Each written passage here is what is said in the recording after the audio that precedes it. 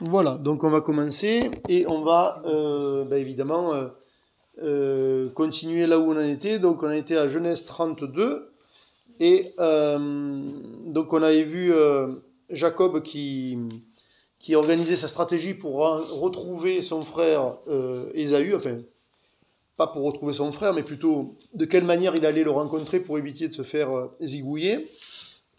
Et donc il avait sa stratégie de faire plusieurs groupes de personnes et surtout on va dire des, des cadeaux, des présents en animaux, enfin essayer d'une certaine manière d'acheter son frère pour l'adoucir, sachant que la dernière fois qu'ils se sont vus, ils ont pas pris un pot ensemble, quoi. C'était un petit peu houleux. Donc, du coup, il ne sait pas trop sur quoi il va retomber, mais en même temps, il va quand même dans la direction où Dieu lui demande, c'est-à-dire retourner en terre promise, retourner chez lui. Donc, il se débarrasse d'un problème qui s'appelle Laban, du coup, donc il s'en va. Mais là, il va rencontrer Ésaü, son frère, à qui il a fait quelques petites misères. Et, euh, et donc on va lire donc juste, je vais quand même lire juste deux versets avant la partie qui va nous concerner ce soir. Verset 22-23, il se leva la même nuit, prit ses deux femmes, ses deux servantes et ses 11 enfants, et passa le gué de Jabbok. Il les prit, leur fit passer le torrent, et le fit passer à tout ce qui lui appartenait. Jacob demeura seul. Alors un homme lutta avec lui jusqu'au lever de l'aurore. Alors, avant de lire la suite du texte, juste les deux versets que je viens de sortir ici, c'est que donc, en fait, c'est intéressant, quand on regarde géographiquement où est Jacob à ce moment-là, il est, euh, il est juste à l'entrée de la terre promise, en fait, à l'entrée de Canaan, là où Dieu le veut et où voudra que le peuple soit toujours, en fait. Et donc, il y a un gué à passer qui s'appelle Jabbok. Yabok, voilà. Le J n'existe pas en hébreu. Ouais, mais c'est pareil, là on a marqué un J, je lis le J qui est dans ma Bible, Oui, bon, c'est pas grave. d'accord. Donc, le gué de Jabbok, même, bien sûr, ça se prononce sûrement pas comme ça, mais comme beaucoup d'autres mots Oui, tout à fait. qu'on lit et on estropie à chaque fois, je pense. Donc, en fait, ça signifie celui qui coule, le Jabbok, mais surtout, donc, du coup, ça fait frontière avec la terre promise. Et ce qui est intéressant, c'est que il fait passer tout le monde, toute sa famille de l'autre côté, et lui reste seul à l'entrée de la terre promise. Enfin, il n'y est pas encore.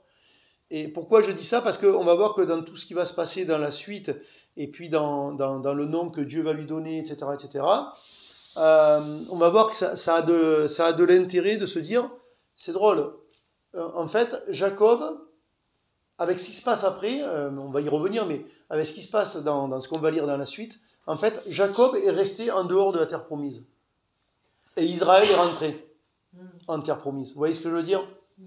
Et bon, donc on va voir ça, mais on va y revenir. Donc en tout cas, il laisse tout le monde.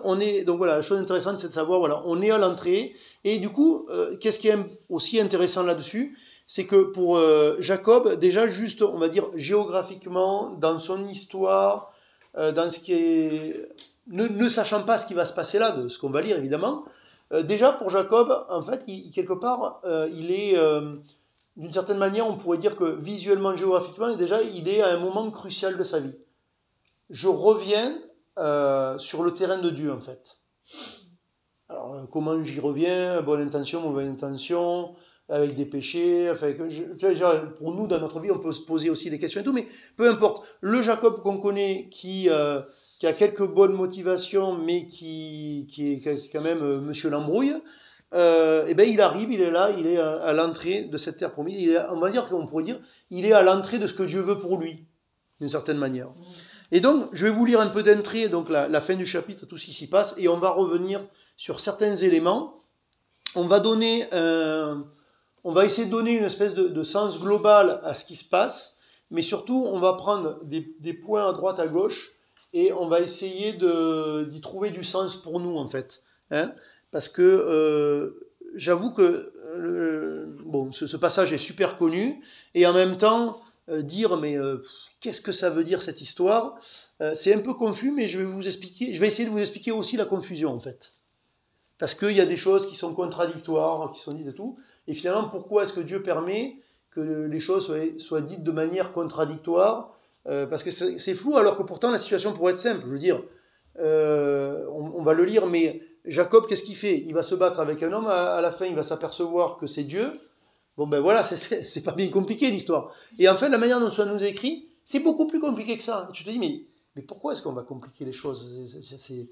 Alors c'est quoi? C'est Dieu, c'est un ange, c'est l'homme, tu vois, c'est un gros bazar. Et tu te dis, mais pourquoi est-ce que Dieu, il permet que la chose soit expliquée, soit en tout cas, pas expliquée, mais elle soit racontée avec autant ouais, de contradictions, c'est pas des bizarreries, mais des choses, tu te dis, mais ça devrait être plus fluide le truc, tu vois, c'est quand même pas bien compliqué, je veux dire, il a lutté avec Dieu, Dieu lui donne un nom, enfin, je veux dire, c'est bon, quoi, on va pas en faire tout un plat. Mais en fait, on en fait tout un plat et ça paraît tout bizarre. Alors maintenant, je vous lis la suite du texte d'un trait, et on va revenir sur des choses, et on va en ressortir de l'intérêt.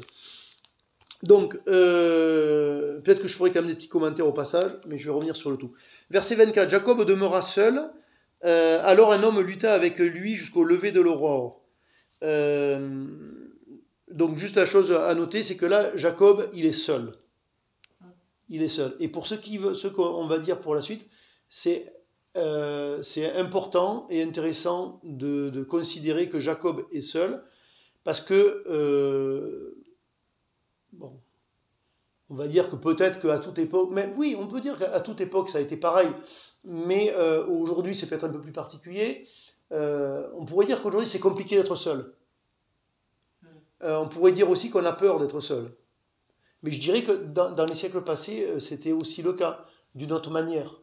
C'est-à-dire que on va dire dans des temps un peu plus reculés, vous viviez dans une forme de promiscuité parce que vous viviez la famille l'une sur l'autre, c'est compliqué d'être seul. Vous voyez, nous aujourd'hui c'est compliqué d'être seul parce qu'on est dans des grandes villes, parce qu'il y a toujours du bruit, parce qu'on tu as un accès à de la musique en permanence, tu allumes une télévision même si tu la regardes pas, tu vas dans un magasin, tu as du monde même si tu leur parles pas, puis tu as aussi de la musique. Tu vois, il y a plein de choses qui font qu'on n'est pas seul. Mais avant, d'une autre manière, on n'était pas seul non plus. Alors on continue. Donc en tout cas, il est important qu'il soit seul et on va y revenir. Donc alors un homme lutta avec lui jusqu'au lever de l'aurore, voyant qu'il ne pouvait le vaincre. Cet homme le frappa à l'emboîture de la hanche, et l'emboîture de la hanche de Jacob se démit, pendant qu'il luttait avec lui. Verset 26, il dit, cet homme-là, dit, laisse-moi aller, car l'aurore se lève. Et Jacob répondit, je ne te laisserai point aller, que tu ne m'aies béni. Il lui dit, quel est ton nom? Donc l'homme dit à Jacob, quel est ton nom? Et il répondit, Jacob. Juste un petit point là-dessus, c'est intéressant parce que c'est vrai que là on lit, on dit, ben, quel est ton nom? Ben, je m'appelle Jacob, comme moi je te dirais quel est ton nom? Tu vas me dire Jean. Mais en fait le problème c'est qu'on sait qu'il y a un sens au nom de Jacob. Et c'est important parce qu'en fait il est en train de dire à l'homme, qui en fait on va voir dans le verset suivant, qu'il a compris que c'était pas simplement un homme, en fait il est en train de lui dire, comment tu t'appelles? Usurpateur. Tu vois, parce que pour nous, voilà, Jacob, c'est un nom commun du coup, comme le nom de n'importe qui. Même si, pareil, nous, on a des prénoms qui ont une signification, on la connaît, on la connaît pas, mais de toute façon, en fait, on n'y pense pas trop en général. Mais là, quand tu t'appelles usurpateur, je pense qu'à chaque fois qu'il sort de ta bouche, tu te dis, ils auraient pu réfléchir à autre chose, les autres, hein, les deux là. Mais voyez, mais du coup, surtout, il y a un sens et qui est pas positif pour lui, mais qui en même temps caractérise une bonne partie de son caractère et de ce qu'il a fait jusque-là. Et du coup, à cette personne qu'il va reconnaître comme étant Dieu, il est en train de dire, ben, usurpateur. Je ne peux pas dire le second, non, par exemple. Le deuxième, par exemple, non, je peux pas. Non, tu veux que le premier. Bon, désolé. Donc, verset 27. Donc, il lui dit quel est ton nom? Il répondit Jacob. Verset 28. Il dit encore, ton nom ne sera plus Jacob, mais tu seras appelé Israël, car tu as lutté avec Dieu et avec des hommes, et tu as été vainqueur. Verset 29, Jacob l'interrogea en disant, fais-moi, je te prie, connaître ton nom. Il répondit, pourquoi demandes-tu mon nom? Et il le bénit, là. Jacob appela ce lieu du nom de Péniel, car dit-il, j'ai vu Dieu face à face, et mon âme a été sauvée. Le soleil se levait lorsqu'il passa Péniel. Jacob boitait de la hanche. C'est pourquoi, jusqu'à ce jour, les enfants d'Israël ne mangent point le tendon qui est à l'emboîture de la hanche, car Dieu frappa Jacob à l'emboîture de la hanche, au tendon. Et on va s'arrêter là et on va revenir. Juste une première chose qui est pas forcément primordiale, mais juste à savoir, on sait que qui a écrit le Pentateuque, les 5 premiers livres de la Bible, en tout cas, grosso modo et de manière, pas grosso modo, mais la majeure partie, c'est Moïse. Alors Moïse, une partie sur ce qu'il a vécu, une partie sur ce que Dieu lui a révélé, et une partie sur la transmission orale. Et je dis ça pourquoi? Parce qu'en fait, la fin de ce passage, en fait, explique une habitude, on va dire, alimentaire chez les Hébreux, qui n'est pas dans la loi, mais du coup, il explique d'où ça vient, tout simplement. C'est juste la culture, si on peut dire, pour eux. Alors, on va revenir plus haut, et donc on s'aperçoit que cet homme qui lutte avec Jacob, en fait, c'est Dieu, tout simplement, c'est Dieu. C'est ce que, en fait, va reconnaître Jacob.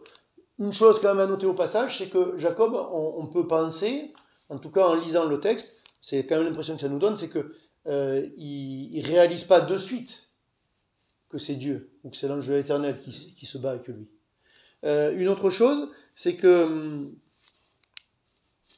la situation, elle survint de manière imprévue pour Jacob. Il est seul, c'est la nuit. Et un homme, en fait, vient lui tomber dessus et il se défend et il se bat avec toute la nuit. Donc, et ça, c'est important parce que, en fait, pourquoi c'est important? Parce que si on veut donner une signification juste globale, se dire, en fait, de quoi peut nous parler ce passage? Au-delà des éléments qui se sont passés en vrai, de quoi est-ce que ça peut nous parler? Alors, on peut dire que ça peut nous parler de la conversion, puisque ici, Dieu, il change le nom de Jacob, et ça va être d'autant plus important que, comme je vous ai dit, il est à l'entrée de Canaan, il n'est pas encore en Canaan, et du coup, c'est Jacob qui est à l'entrée de Canaan, qui en fait va rentrer dans la terre promise par Dieu. En fait, c'est plus Jacob qui rentre, c'est Israël qui va rentrer. Et ça change tout, en fait. Et ça, c'est important aussi pour nous de savoir que dans le terrain dans lequel, on va dire, spirituellement, Dieu veut que nous évoluions, que ce soit un appel, que ce soit un lieu géographique, que ce soit dans un fonctionnement, que ce soit dans une église, etc. En fait, c'est pas moi qui rentre là-dedans. C'est pas moi qui dois fonctionner là-dedans. C'est mon nouveau nom, c'est ma nouvelle nature. Et en fait, plus on y médite et plus on intègre cette réalité-là, plus les choses sont simples. Elles ne sont pas dépourvues de souffrance, elles ne sont pas dépourvues de complexité. Elles sont toujours démesurées parce que moi, je ne peux pas faire ce que Dieu me demande de faire, en fait. Et oui, mais Dieu te dit, en fait, en fait, c'est pas toi qui vas le faire. C'est ton nouveau toi. C'est moi en toi. Et plus je médite là-dessus, plus c'est évident de rentrer dans ce que Dieu veut. Et plus ça nous aide à avoir confiance en Dieu. Là, je peux être finalement, je peux être serein dans ce que j'ai à faire, de ce que Dieu me demande de faire, même si je ne vois pas comment ça va se faire. Parce que je sais que je suis on va dire, je suis dans la sphère où Dieu me veut. Je comprends que Dieu est avec moi, je comprends que c'est lui qui va faire les choses, et au lieu de paniquer, de m'agiter dans tous les sens, je me dis, ça va se faire, en fait, puisque c'est son problème. Et finalement, c'est pas le moi que je connais qui va faire les choses. Donc, et du coup, c'est important de méditer ce genre de réalité. Donc, je vous dis, donc ça peut parler de la conversion, mais je pense que ça parle d'autre chose de manière plus intéressante encore que la conversion, même si cet élément-là est important de la conversion, surtout dans le fait que on a deux natures et que du coup, cette réalité à considérer que j'ai une nouvelle nature. Je suis quelqu'un que je ne connais pas. Vous vous rendez compte de ce que je suis en train de dire? Je suis quelqu'un que je ne connais pas. C'est quand même bizarre de dire ça. Parce qu'en général, on dit non mais attends, Coco, Moi, je me connais, hein. Tu me dis ça, mais ça va, je me connais. Je sais très bien ce que j'ai fait toute ma vie. Je sais très bien comment je fonctionne. Je sais très bien comment je réagis. J'en sais plein de choses. En fait, je ne sais pas tout, mais c'est vrai que je sais tout ça. Et des fois, ça aide à fonctionner, mais souvent, c'est plutôt une entrave. Et surtout, là où c'est une entrave, c'est dans les choses de Dieu. Parce que, en fait, tout ce je connais, en fait, de moi, aux yeux de Dieu, ça n'existe plus.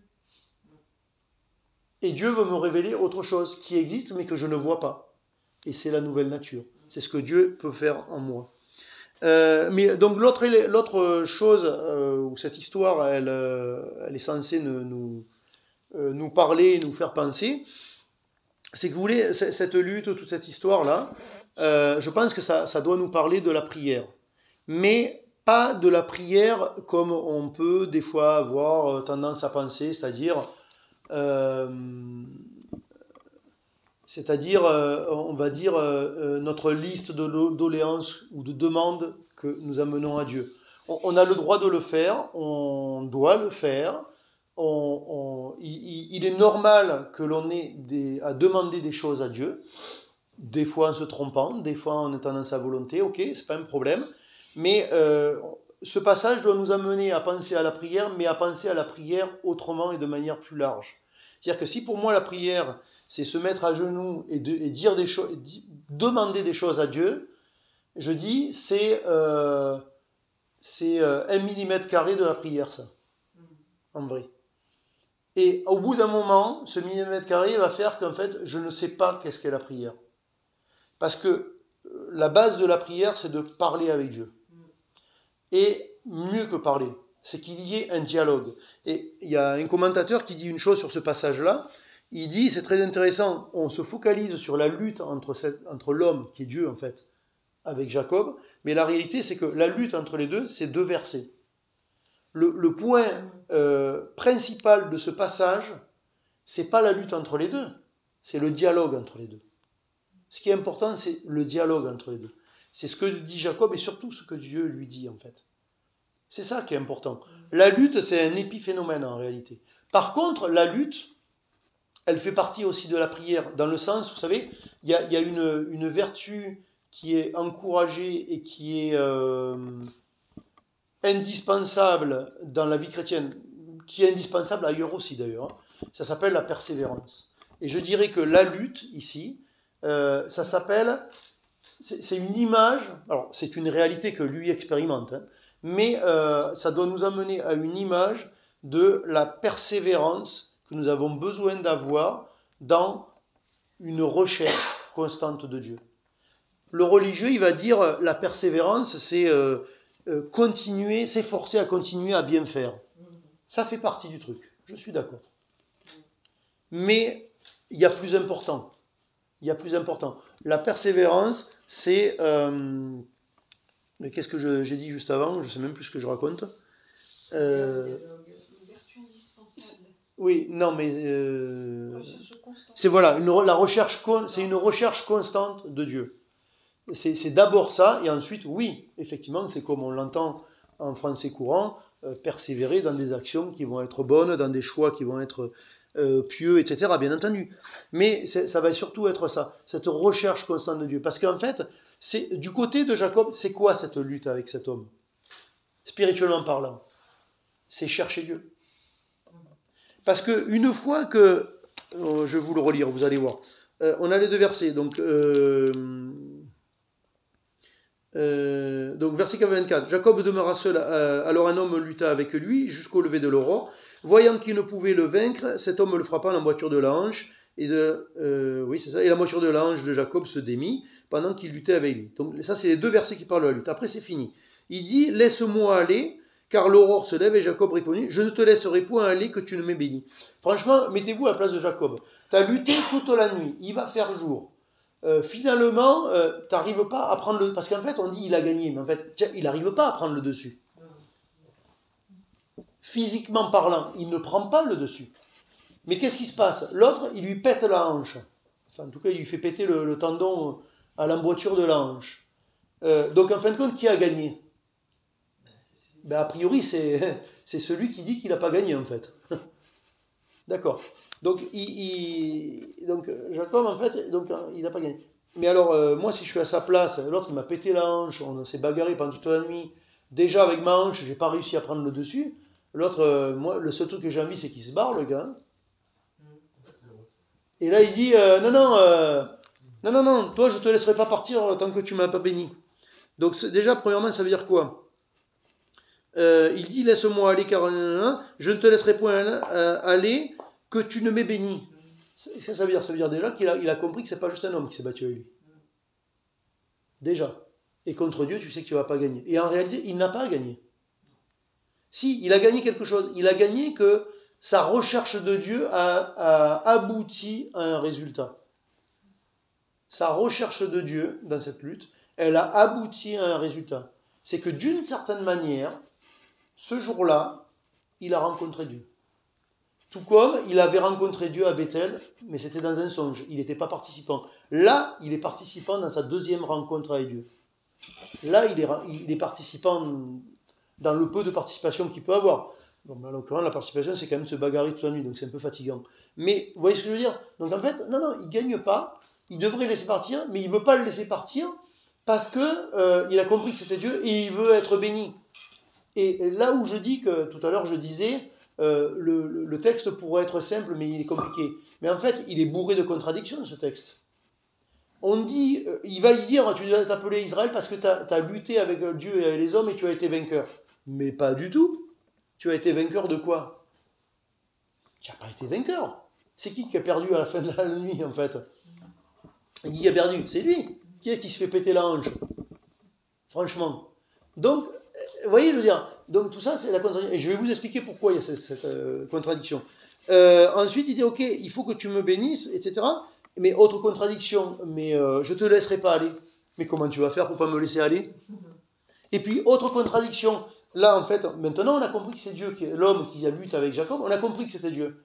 Mais comment se fait-il que Dieu, il a besoin de demander la permission à Jacob de le laisser partir? Je veux dire, il a pété la hanche, on est en train de parler de Dieu, donc du coup c'est Jésus-Christ préincarné qui est l'ange de l'éternel, ok, on va le dire comme ça. Euh, il fait ce qu'il veut. Enfin, je veux dire, quand Dieu prend une apparence humaine et qu'il va voir Abraham, par exemple, dans les chapitres précédents, etc., il vient quand il veut, il part quand il veut. Il est où? Enfin, je veux dire. Donc, en fait, il n'y a que des contradictions de cela, et je vais vous expliquer, ça fait 3 fois que je vous le dis, mais je vous le dirai à un moment donné. Je vous l'expliquerai, parce que j'ai d'abord d'autres choses à dire un peu avant. Donc, on a cette espèce de brouillon de contradictions qui nous semble, tu te dis, mais c'est pas possible. En fait, on va dire, c'est imbuvable ce truc, c'est illisible, c'est pas possible. On va où là quand même? C'est pas possible. Donc, l'autre gros élément qui se passe ici, c'est qu'on a un Jacob, donc il va changer de nom. Mais avant de changer de nom, il y a l'événement majeur qui se passe pour lui ici, c'est qu'il va se retrouver boiteux, hein, le type. Donc on va le lire plutôt sur c'est très joli comme c'est dit en fait. Au verset 31 là, juste à la fin, le soleil se levait lorsqu'il passe à Péniel, Jacob boitait de la hanche. Vous savez quoi? Le Jacob qui n'était pas sur le terrain de Dieu ne boitait pas. Il était en pleine forme. Il manipulait son monde. Des fois, il s'est fait manipuler, mais en gros, il manipulait son monde. Dit autrement, en fait, le Jacob qui n'était pas dans la volonté de Dieu pleinement, si on peut dire, enfin, il était d'une certaine manière, parce qu'en même temps, c'est en suivant quelque part la volonté de Dieu qu'il est parti quand même aller trouver une femme, enfin bref. Mais vous voyez ce que je veux dire, il n'est pas pleinement dans la volonté de Dieu parce qu'il n'est pas sur le terrain de Dieu. Ce Jacob-là, en fait, il est fort. Et nous, en général, on se dit, le problème que j'ai pour marcher avec Dieu, c'est que je suis faible. Et en fait, tout le travail de Dieu dans notre vie, c'est de dire, non, non, tu es trop fort. Et moi, je vais passer toute ta vie à t'affaiblir. Parce qu'en fait, pour l'œuvre de Dieu, tu es trop fort. Pas dans le sens que tu es compétent. Je n'ai pas dit que tu étais compétent. Tu es trop fort en toi-même. Il y a trop de chair en toi. Il y a trop de force naturelle. Il y a trop de capacité de se défendre. Il y a trop de capacité de lutter toute la nuit avec Dieu. tu devrais prendre une claque et dégager de suite. Ça, c'est la douceur. Ça, c'est l'humilité. Ça, c'est être spirituel. Mais toi, non, tu t'accroches toute la nuit. Autre chose, jusqu'à l'aurore. Il faut, lâche-moi parce que l'aurore arrive. Mais c'est quoi le problème? C'est pas un problème. C'est juste que l'aurore, c'est un nouveau jour. C'est que l'aurore est un nouveau jour. Et toi, dans ce nouveau jour, tu vas être une nouvelle personne. Et c'est ce qu'il lui dit. Autre, je reviens à la hanche. Il est dit que Jacob, donc du coup, il va claudiquer. Il va marcher de manière déboîtée. Et je me suis fait une question, je vais me poser une question parce que je m'en pose de temps en temps. Je me suis dit, en fait, c'est quoi la différence entre marcher normal, avoir un problème, donc là en l'occurrence la hanche démise, et boiter, claudiquer. Ben, la différence, c'est que, vous voyez, tout à l'heure, je suis allé marcher en ville. J'ai pas beaucoup réfléchi à ce que je faisais. Je pouvais réfléchir à autre chose d'ailleurs.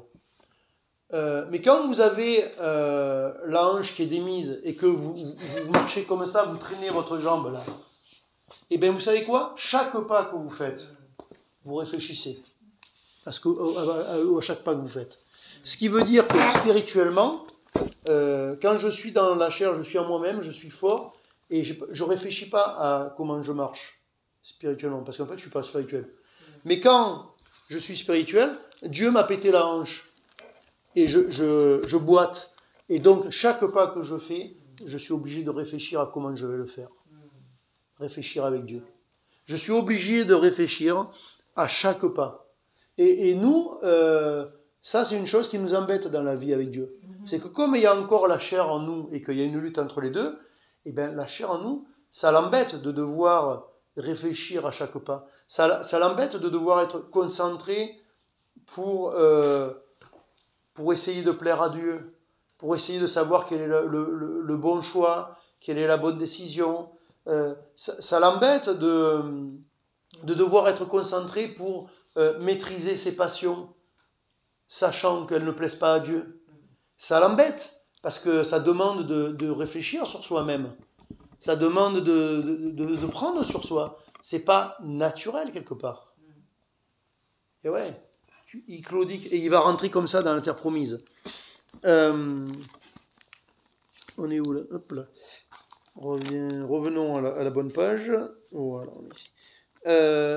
Ensuite, on était où? Donc,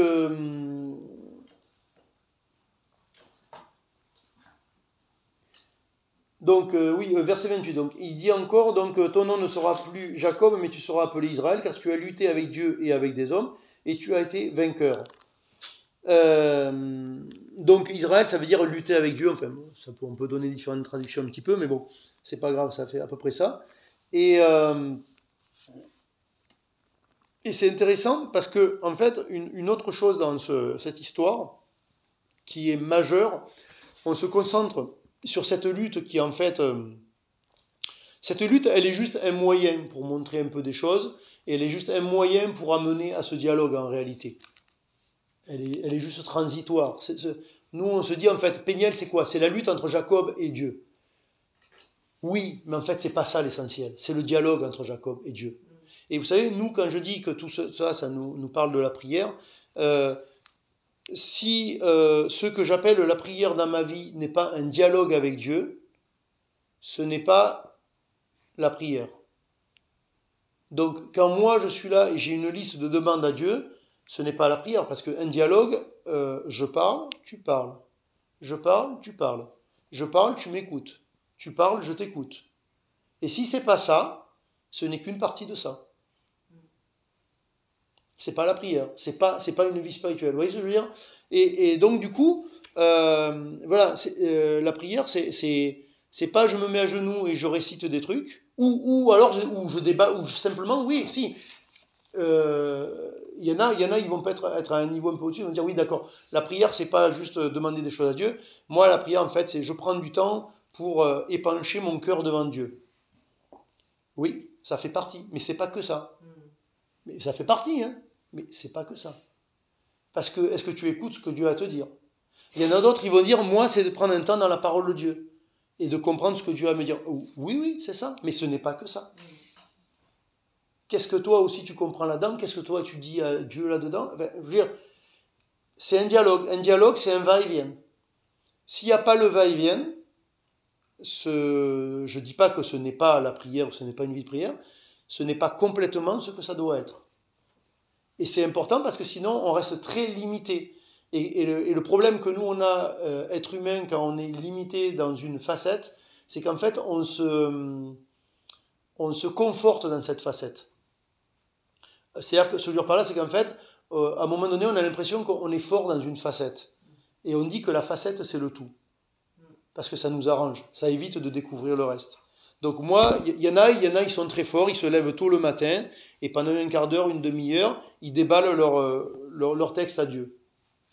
Et parce qu'ils sont forts dans ça, ils se disent la prière c'est ça, et je prie. Non, tu vis une petite partie de la prière. Est-ce que tu vis le reste? Pas sûr. Pas sûr. Autre chose, si ce passage-là nous parle de manière générale de la prière, ça signifie que ça signifie que ça change aussi des choses concrètes dans la vie. Puisque du coup, le fait majeur qui se passe dans cette histoire-là, c'est que Jacob n'est plus le même à la fin. Il n'est plus le même physiquement, à cause de la hanche et puis de la claudication. Et puis, il n'est plus le même spirituellement, parce qu'il a appris des choses nouvelles sur Dieu et sur lui-même. Donc, il y a tout ça qui est là-dedans. Juste une chose, je vais vous lire un verset ailleurs, en Osée 12, versets 3 à 6, parce qu'en fait, ici, quand il est dit, Jacob répondit, je ne te laisserai point aller que tu ne m'aies béni, on a l'impression que, et c'est vrai que la manière dont c'est dit, c'est pas que l'impression, c'est vraiment ce que ça donne, on a l'impression que justement, Jacob, il est fort et c'est lui qui maîtrise la situation. Et qu'il va imposer quelque chose à l'homme qui est Dieu, en fait. Mais en fait, en Osée 12, versets 3 à 6, c'est le seul endroit où il nous est vraiment reparlé de ce passage-là. En fait, il en est parlé pour parler d'autre chose, mais ça nous importe peu. Enfin, pas ce soir, en tout cas. Mais ça y fait référence, et ça dit quelque chose de très, très, très, très légèrement différent. Une fois que... Ben évidemment, si tu ne retrouves pas Osée, on est foutu, on revient en arrière. Qu'est-ce que je fais? Voilà. Voilà, Osée, chapitre 12, c'est un peu plus loin. Donc versets 3 à 6. Vous allez voir, il est dit, verset 3, donc l'Éternel est aussi en contestation avec Juda, et il punira Jacob pour sa conduite, et il lui rendra selon ses œuvres. Ça, c'est la situation au moment de Osée, c'est pas ce dont on veut parler là. Verset 4. Dans le sein maternel, Jacob saisit son frère par le talon, et dans sa vigueur, donc dans son âge mûr, il lutta avec Dieu. Donc là, clairement, il nous est répété, il fait référence à cette situation-là, et en disant clairement avec qui il a lutté, avec Dieu. Ce qu'on comprend déjà à la fin du passage. Mais ça, là encore très intéressant, donc il lutta avec Dieu. Verset 5, il lutta avec l'ange et il fut vainqueur. Ah, il lutta avec Dieu, il lutta avec l'ange, il lutta avec quoi encore? Toujours le même bazar, quoi. Il pleura et lui adressa des supplications. Jacob, alors c'est ça que je veux dire, c'est que ici, le je te laisserai pas aller, en fait, comment est-ce que c'est décrit en Osée? C'est il pleura et lui adressa des supplications.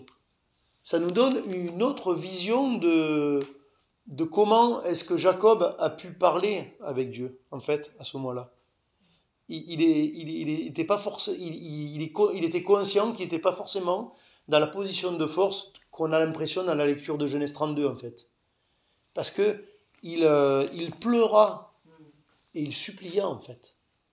Et nous, des fois, on se dit, je devrais être fort avec Dieu.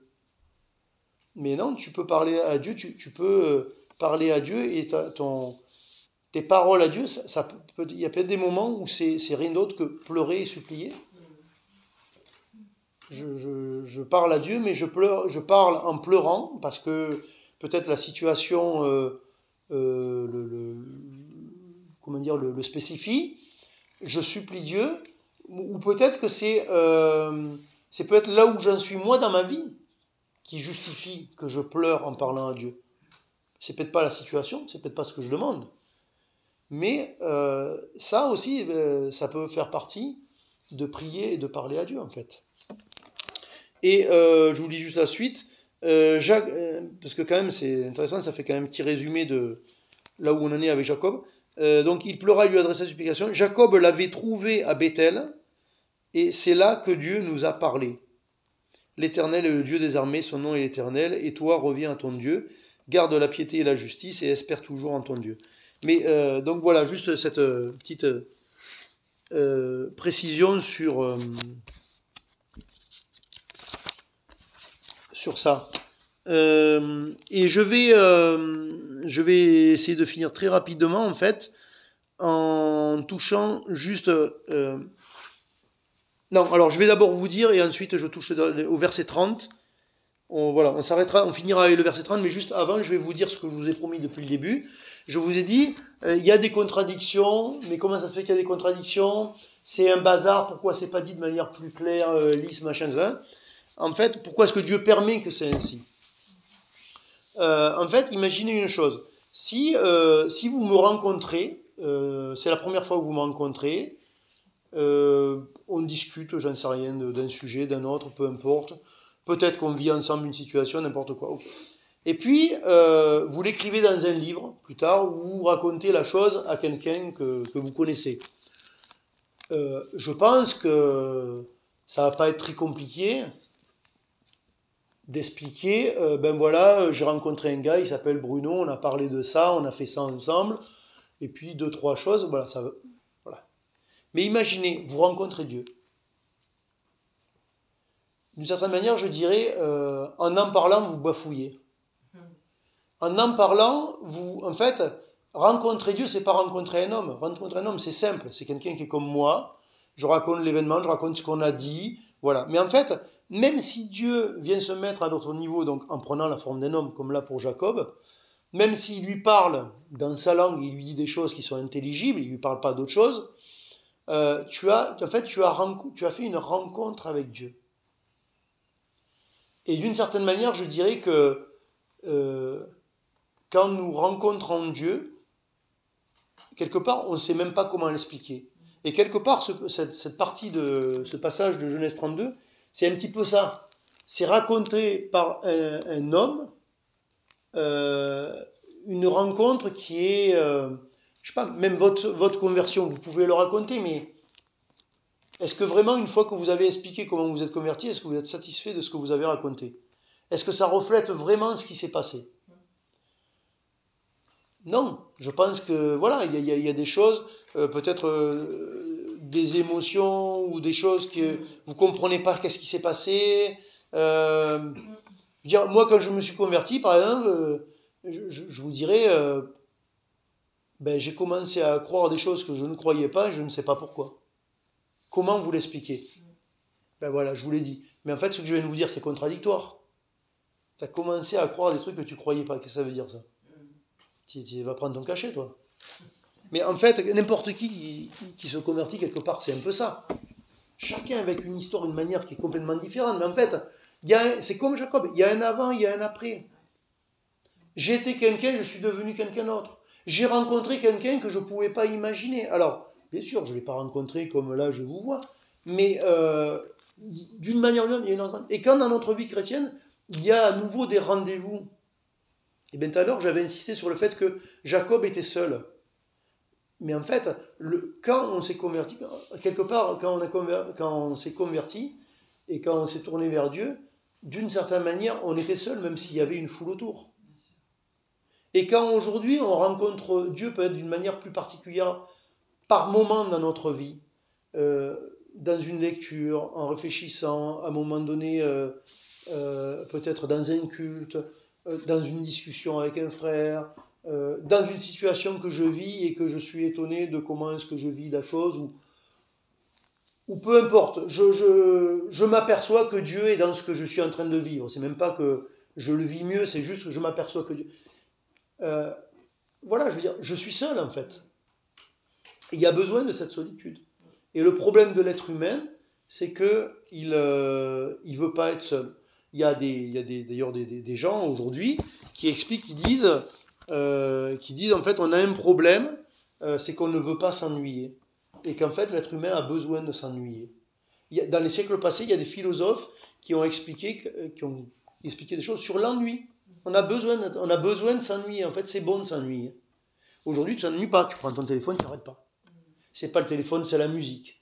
Si c'est pas la musique, c'est autre chose. Voilà. Toujours quelque chose, en fait. Et voilà. Et donc, c'est cette chose-là. Et je vais terminer avec le verset 30. Je dépasse un peu mon crédit, mais on va quand même le faire. Donc, Jacob l'interrogea au verset 29 en disant fais-moi, je te prie, connaître ton nom. Alors, si juste une chose aussi, dans le contexte de la prière ici, ce Jacob qui était fort et qui devient faible et qui réalise qu'il est en train de parler à Dieu, il l'interrogea en disant fais-moi, je te prie, connaître ton nom. Tiens, d'un coup, il trouve des formules de politesse. Oui, mais parce que. Alors, pourquoi je dis ça? Parce qu'en fait, c'est pareil. La prière en termes de demande à Dieu, c'est pas un interrupteur et c'est pas une exigence. Quand je suis dans le mode exigence et interrupteur, je n'ai pas compris à qui je m'adresse. En français courant, à la fin d'une demande, on dit s'il vous plaît ou s'il te plaît. De manière juste en français, on peut se poser la question qu'est-ce que ça veut dire s'il vous plaît? Ça veut dire si, conditionnel, ça vous plaît. Ça ne veut pas dire il faut que tu le fasses absolument. Et nous, des fois, on prie avec c'est pas s'il te plaît, c'est impératif. Mais là, lui, il y a le s'il te plaît. Et verset 30, donc Jacob, pourquoi demandes-tu mon nom? Sous-entendu, en fait, tu as compris qui j'étais. Et il le bénit là. Verset 30, Jacob appela ce nom du nom de donc Péniel, car dit-il, j'ai vu Dieu face à face et mon âme a été sauvée. C'est intéressant cette phrase en fait, et on va s'arrêter là-dessus. J'ai vu Dieu face à face et j'ai été sauvé. Dans ce qu'on connaît par ailleurs de la Bible, du fait de voir Dieu face à face, on sait que, techniquement parlant, c'est impossible, et que normalement, si tu vois Dieu, tu es consumé. Et c'est par exemple Manoach, le père de Samson, c'est ce qu'il dit quand il rencontre l'ange de l'Éternel, qui s'est déjà présenté 2 fois à sa femme. Bon voilà, il y a Moïse, quand il veut voir Dieu face à face, Dieu lui dit, tu ne peux pas me voir face à face, tu me verras dans la fente du rocher, parce qu'on ne peut pas voir Dieu, etc. Donc ça, et dans cette conception-là, on ne devrait pas s'attendre à voir ce qui est dit ici. Il aurait dû dire, j'ai vu Dieu face à face et je n'ai pas été consumé. Mais ce n'est pas ce qu'il a dit. J'ai vu Dieu face à face et mon âme a été sauvée. Et vous savez quoi? On passe notre vie à chercher des délivrances parce qu'on s'aperçoit qu'on a besoin de délivrance. Alors des fois on appelle ça des guérisons, des changements, des ceci, des cela. Mais en réalité, la délivrance, le changement, tout ce que tu veux, en fait, il a lieu que quand je rencontre Dieu face à face. Et vous savez quoi? Ce que j'ai besoin dans ma vie, parce que une rencontre comme Jacob avec Dieu à Péniel, c'est pas lui qui commande la rencontre, c'est Dieu qui a commandé la rencontre. Et nous, en fait, pour notre conversion, ça a été pareil, et nous avons répondu positivement, mais dans notre marche quotidienne, il peut arriver, et il va arriver, je pense, de temps à autre, que nous ayons des rencontres peut-être particulières avec Dieu. Mais c'est lui qui va les commander, c'est pas nous qui allons les fabriquer. C'est pas nous. Nous, la seule chose qu'on peut faire, c'est travailler à avoir l'état d'esprit de Jacob ici. Celui qui veut être béni, qui ne veut pas laisser partir l'ange. Celui qui est doux alors qu'en fait, on vient d'y péter la hanche. Celui qui accepte, celui qui accepte ce que Dieu dit sur lui. Celui qui accepte ce que Dieu dit sur lui. Parce que finalement, le point principal de ce passage, c'est pas la lutte, c'est le dialogue, mais encore même au-delà du dialogue, c'est ce que Dieu dit sur Jacob. Vous voyez? Et donc je trouve cette phrase très belle en fait. J'ai vu Dieu face à face et mon âme a été sauvée. Et nous, on recherche différentes formes de salut et on ne peut l'avoir que dans ce face à face. Et nous avons besoin juste de chercher à travailler aux ingrédients qui font que quand il va y avoir le face à face, nous serons au rendez-vous plutôt que de louper le rendez-vous. C'est intéressant. Quand Jacob a rencontré Dieu pour la première fois, c'était à Bethel, c'était le Dieu de Bethel, c'était dans un songe, et donc Jacob, d'une certaine manière, il n'était pas présent. Et du coup, quand il s'est réveillé, il a dit Dieu était là et je ne le savais pas. Et il y a une forme d'insatisfaction de la part de Jacob. Hein, il y a un manque dans le fait, en fait, il était là et je l'ai loupé, je dormais en fait. J'ai eu qu'un songe. Mais là, il a eu quelque chose de plus. Parce que cette attitude-là, il l'a nourri. Et c'est pour ça déjà qu'il est reparti dans la bonne direction. Voilà, donc on va rester avec cela et on pourrait donner comme titre peut-être la rencontre. Voilà, amen.